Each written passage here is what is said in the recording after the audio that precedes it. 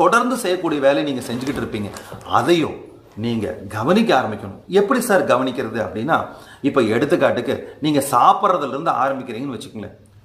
நான் சாப்பிடல, இந்த உடம்பு தான் சாப்பிடுது, நான் பார்த்துக்கிட்டு இருக்கிறேன் அப்படிங்கிறத நீங்க கொண்டு வரணும்.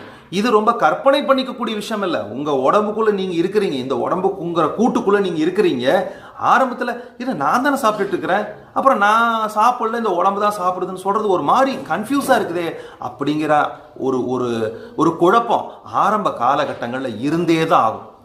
இந்த குழப்பம் தான் உங்களை வெற்றியை நோக்கி கண்டிப்பா நகர்த்தும். அந்த இடத்துல மட்டும் நீங்க நின்றக்கூடாது. பிரியமானவர்களே, எல்லா விஷயம் அப்படித்தான்.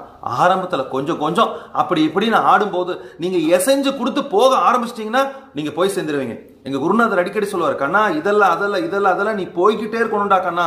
உன்னோட பாதை அப்படியே கடைசி டெஸ்டினேஷன் வரைக்கும் கொண்டு போகணும், கடைசி இலக்கு வரைக்கும் கொண்டு போகணும், எங்கேயும் நிற்க கூடாது.